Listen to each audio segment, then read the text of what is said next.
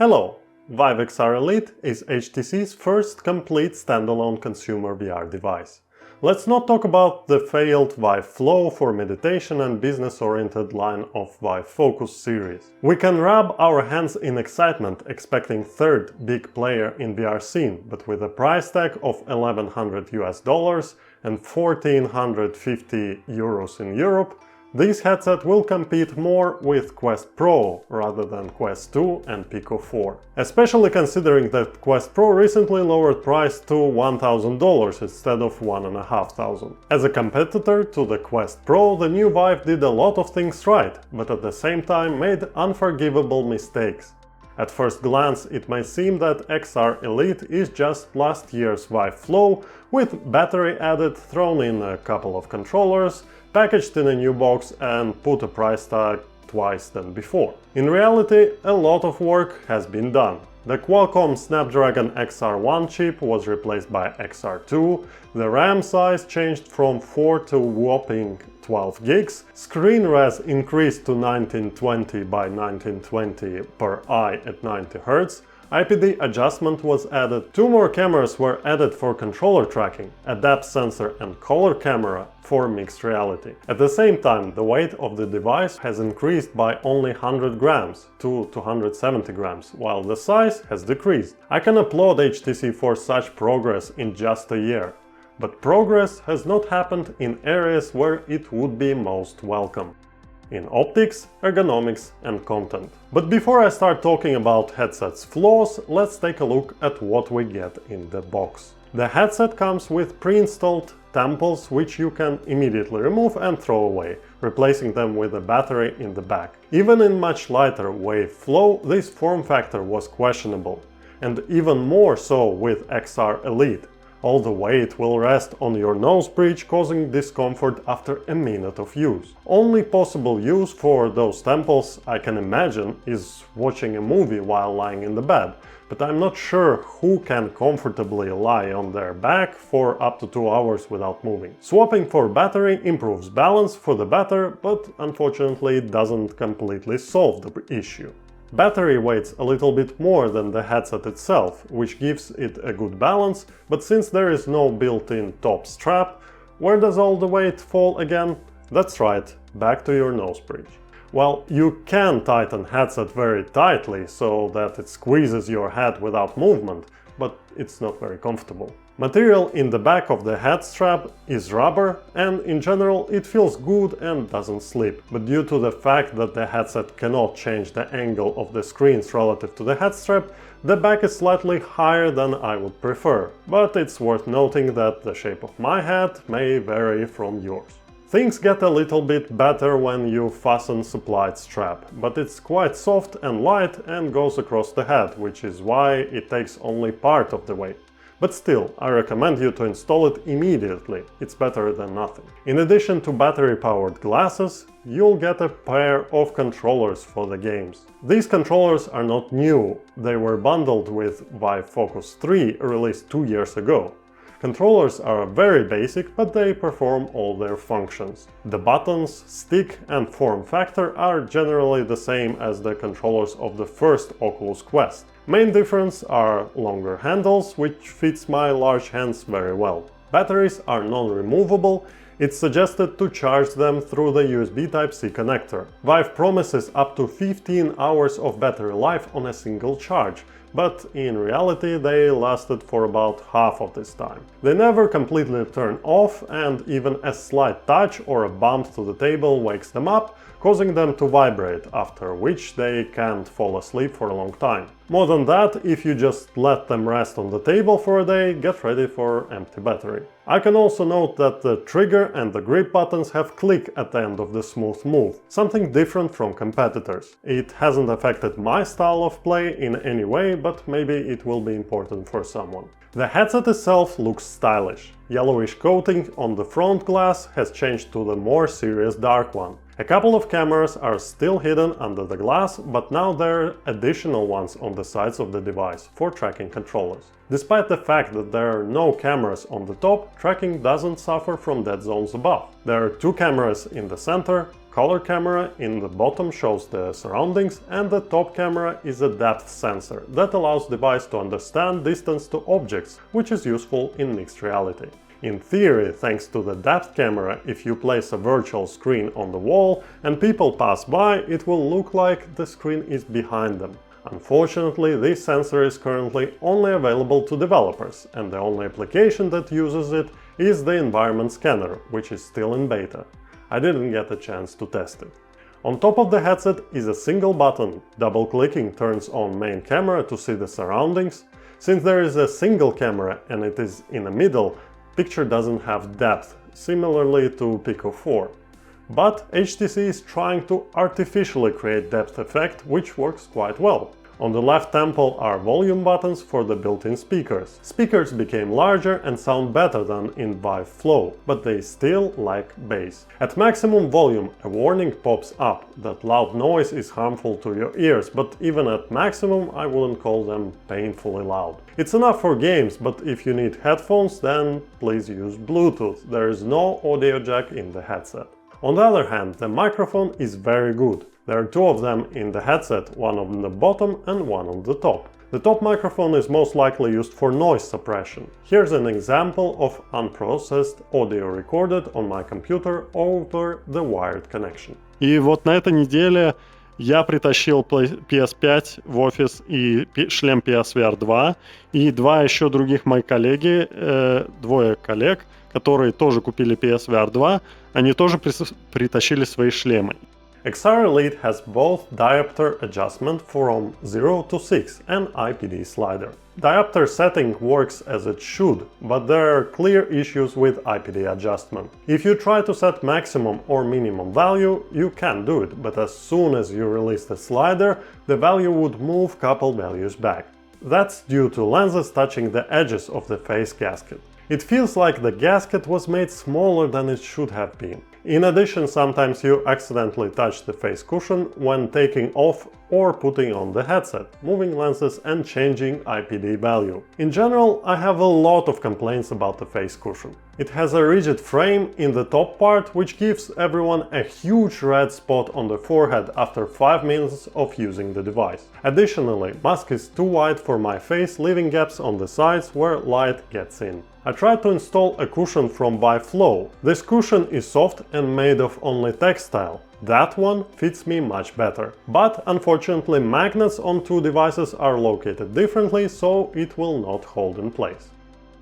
Let's jump to the main part, the visuals.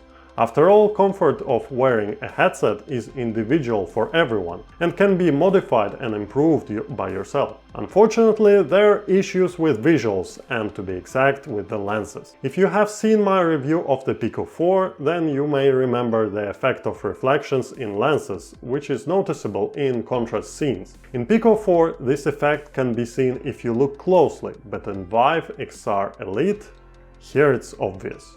Again, I have to note, it's not visible all the time, but if there's some light object in front of you and everything else is darker, then these reflections obviously shine in your eye. In my main channel I have a podcast where I used XR Elite once. My partner has avatar of a human with a white dog head. The reflections of his bright head were extremely unpleasant and annoying. This is what it looks like, and to make it worse, these reflections move with the movement of your head.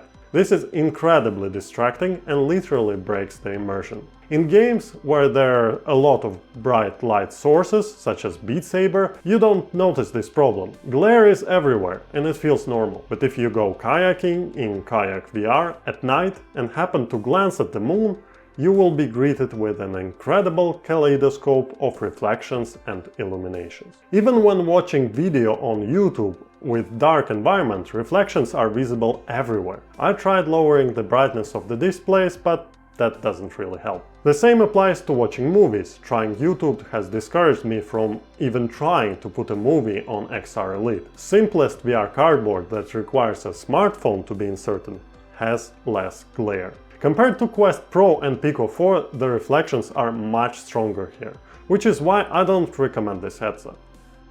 Other specs showed me average results. My measurements of the viewing angle showed me 92 degrees horizontally and 80 vertically, which is slightly better than what I get in Quest 2, but worse than Quest Pro. Screen door is still there if you look for it, but the colors are rather mediocre. Not the worst headset I've seen in terms of colors, but nothing to be praised about either. Third weak link of XR Elite is its App Store. There are no complaints about the store itself, it's as convenient to go through and choose games as on any other headset. Problem is that there's not much to choose from. There are practically no games, only few applications for business and demo apps. There are no big titles available on Pico and Quest like Contractors or The Walking Dead. That's understandable, as XR Elite is actually first real all-in-one device from HTC available for consumers. It's not like suddenly everyone would start buying XR Elites for home in thousands of units, which in turn makes the platform quite unappealing for developers to spend energy on supporting the headset and the store. It seems like Vive started development support program and is ready to pay studios for porting games to their headset, but so far there are no results.